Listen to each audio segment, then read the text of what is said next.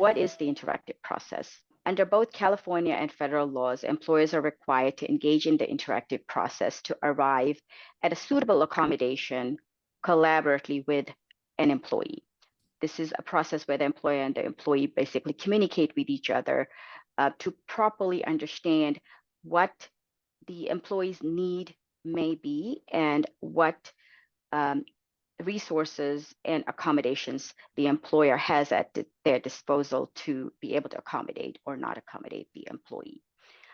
Some of the suitable, reasonable accommodations include, and this is not an exhaustive list, changing job duties of the employee, providing leave for medical care, whether it's for the employee's own medical condition or for a family member, changing work schedules, relocating the work area, providing mechanical or electrical aids, or putting the employee in a different position. Now, when should the employer initiate the process?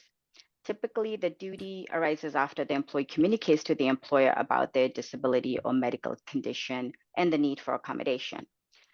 In some cases, however, where the need for the accommodation is not apparent to the employer, or where the need is apparent to the employer may be responsible for initiating the interactive process with the employee to determine what accommodation is necessary. Now, this is where the employee may not have approached the employer asking for the accommodation, but by some way, it's apparent to the employer that the employee may need some type of an accommodation. The employer must also offer to initiate the interactive process when the employer becomes aware of the possible need for accommodation. This awareness might come through a third party or by an observation, or because the employee has exhausted leave benefits but still needs reasonable accommodation. When should the employer initiate the process? Again, it's when the employer is put on notice, and that notice again can come through where the employee, for example, may have gotten sick or experienced some symptoms at work and had to be transported to the hospital. Another indication of an employee's need for accommodation may arise during a disciplinary process. An employee's inability to appreciate the seriousness of their actions after successive interventions or disciplinary meetings can be sufficient indication to put an employer on notice that the employee needs accommodation. Courts have found that it should not have come as a surprise that an employee would want some accommodation, particularly as the successive disciplinary meetings began to mount for an employee who had previously performed very well. In such cases, the initiation of the interactive process is the employer's duty. Notice of a disability or request for accommodation can also come from a family member, friend, healthcare professional, or other representative of the employee. Again, the request does not have to be formal, and it does not have to be in writing, and it does not have to use buzzwords such as "I need you to engage with in the interactive process with me," or it can simply be in plain language.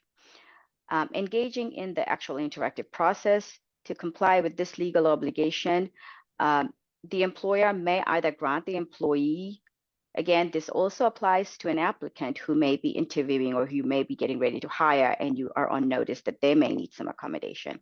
You can grant the employee's request, for the requested accommodation, or reject an initial accommodation and initiate a discussion regarding alternative accommodations. When the disability or the need for accommodation is not obvious, the employer may require an employee requesting accommodation to provide reasonable medical documentation. To assess a requested accommodation, the employer should analyze the essential functions of the employee's job. When consulting with the employees during the interactive process, the employer should identify potential accommodations and consider each accommodation's effectiveness in allowing the employee to perform essential functions, and employee's preference in implementing the accommodation, evaluate suitable alternatives or vacant positions. Now, if the employer is considering reassigning the employee as an accommodation to another position, the employer can ask the employee for their qualifications for that position. Alternative positions. When should the employer offer this? This can be offered when the employee is, number one, they must be qualified for the alternative position, and the employee can no longer perform the essential functions of the current position, even with accommodation.